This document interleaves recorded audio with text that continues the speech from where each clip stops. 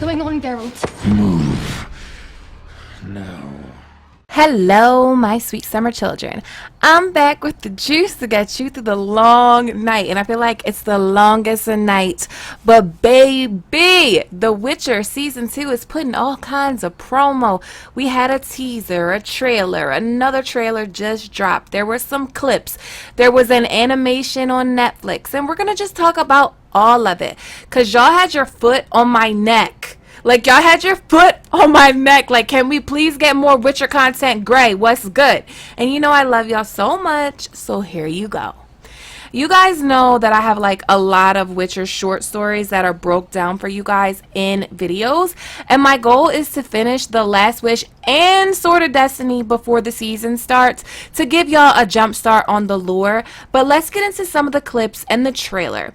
So we got a clip of Ciri and Geralt. Rouge is by the gate. If anyone other than me leaves this place, ride for your life. What's happening? There's a Bruxer in the house. And then we got another clip of Nevelyn and Geralt. Anything else? I have nothing to hide. From me, maybe. But have you told the girl the truth? So Nevelyn is actually a character from the short story in The Last Wish called A Grain of Truth. I love him. If you want to break down on that whole story from the books, I have a video on that and I'll link it below. So it's basically like the sick, twisted Beauty and the Beast archetype type of story. I love it. I love a twisted, dark fairy tale. But from these clips, Ciri is actually with Geralt when the whole Nevelyn thing goes down, because it was a Bruxa that Geralt had to kill in the short story, because Nevelyn was kind of like bewitched by the Bruxa. And a Bruxa is like a vampire that disguises itself as a young girl. They also have some siren type of qualities, very lethal, very dangerous. They can also like turn into a bat. So in the original story, of course, Ciri's not there. Geralt has not even met Ciri yet. Ciri wasn't even born, actually. But I do like this adjustment because, first of all, Nevelyn is included in the series and I love him so much. But secondly, because I really like how season 1 did the whole jumpy timeline thing to give everyone's backstory, to include a lot of the lore, and how they ended it very cleanly, like with the Battle of Sodden and the fall of Sintra and the beginning of Blood of the Elves. So I feel like season 2 will be a continuation and we're just going to be doing Blood of the Elves. I feel like season 2 might be a lot easier to follow for people who had complained about the timeline thing. But let's get into the trailer. So a lot of the trailer in the beginning is going over what happened in season 1, but it's Geralt talking, and he's speaking one of my favorite quotes from the short story, The Lesser Evil. The Lesser Evil is probably like my favorite short story of all the short stories. I don't know, just the whole interaction between Geralt and Renfri is what it is. But the quote from The Lesser Evil is when Geralt is talking to Stregobor. Evil is evil, Stregobor. Lesser, greater, middling, it's all the same. Proportions are negotiated, boundaries are blurred. I'm not a pious hermit. I haven't done only good in my life. But if I'm to choose between one evil and another, then I'd prefer not to choose at all. And you know what? That's how I feel. That's how I feel about life. Evil is evil, and I'm not choosing a lesser one. I don't want to choose at all. So like that's why I like Geralt so much, because he just has the best quotes. He has the best quotes, and he actually talks a lot more than he did in season 1. So I hope he has like more. I don't know. I hope we get to really see that side of Geralt where, like, you know, he's so deep and he's kicking out the good quotes. But in other news, Nilfgaard's armor still looks like wrinkly ball sacks. I just will never understand the choice for that armor. But anyway, the country Nilfgaard is the antagonist. And as you know, or maybe you don't know, they have been taking over villages and stuff and countries and stuff, and that's when they're the ones that like topple over Sintra. So they want Ciri. Nilfgaard wants Ciri, But Ciri is Geralt's child of surprise. And if you don't know what that is, don't worry. I have a whole video on the Law of Surprise, which is another short story in The Last Wish. But it basically tells you how Geralt the Witcher claimed Ciri as his destiny. I mean, also, they showed us in season 1, like, you know, this whole thing. Okay. So, we have the journey of Ciri and Geralt on their way to Kaer Morhen, which is basically like Witcher school, like it's a Witcher stronghold, and we get to meet Vesemir, and Vesemir is one of my favorites. Vesemir is a big daddy Witcher. Zaddy, ow. So, the animation, Nightmare of the Wolf, is heavily focused on Vesemir's backstory. So if you haven't seen Nightmare of the Wolf, I would highly recommend that you watch that, because that's a lot of extra lore that will be beneficial when season 2 comes out. So Vesemir is like the oldest Witcher, and he basically runs shit in Kaer Morhen. He's like Geralt's dad, kinda a father figure. So Geralt is going to be making Ciri a Witcher. So we see some of her training in the trailers, but it's a complex situation because Cirilla, or Ciri, is a very special child.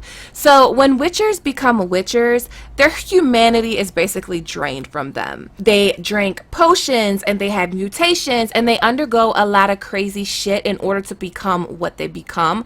Now with Ciri, she's not going to be doing any of that. First of all, Ciri will be the first girl to ever become a Witcher, and Ciri's training is a lot different. She's not undergoing any mutations. She's not like drinking potions and shit. Like, they give her like mushrooms and herb and natural things, natural ingredient type things to work on, like to help with her agility and her like speed and things like that, but she's not like taking any of those hardcore potions. So basically, while Ciri is in Kaer Morhen, they accidentally find out, the Witchers and Vesemir and Geralt, they accidentally find out that Ciri has some very powerful blood.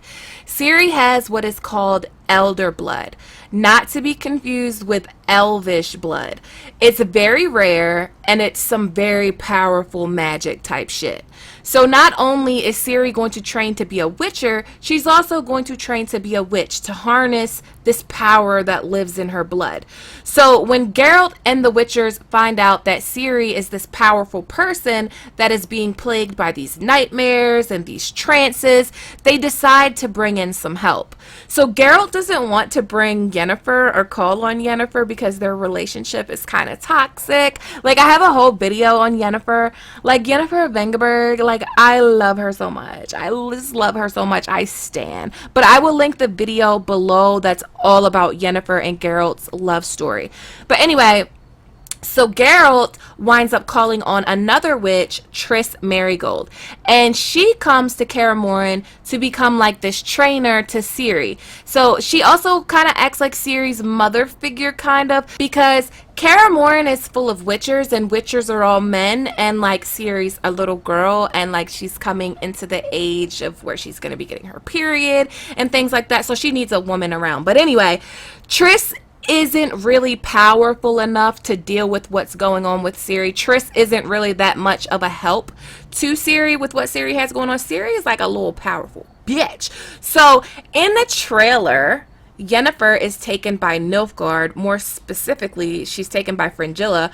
So this is kind of conflicting with the books, in my opinion, or just information that we just don't really have, because after Sodden Hill, Yennefer like gets temporarily blinded. Fringilla did that to her during the battle, because Fringilla is that is like, you know, all on Nilfgaard's side. But they don't really meet up again. Like, Yennefer and Fringilla don't really meet up again until like the Lodge of Sorcerers, where like Yennefer's there, Fringilla pops up in the meeting, and Yennefer is like, yeah bitch, I remember you from Sodden Hill, you were on the wrong side. So I don't know what they're doing with Yennefer, but I really hope that they bring in the whole thing where Yennefer saves Dandelion from the wizard. I mean, they kind of have to. I feel like they kind of have to, because that's like a big part of Blood of the Elves. But I feel like it's a while. Like, it's a long time that passes before Geralt sends the dear friend letter to Yennefer asking her to come help him with Ciri and to help him train Ciri. And if you don't know what the dear friend letter is, go now and watch my Yennefer video, because that shit is so funny. And I just, like, I love Yennefer of Vangerberg. Yes, queen. But Yennefer and Ciri, like, they develop a mother-daughter relationship, but that's almost near the end of Blood of the Elves.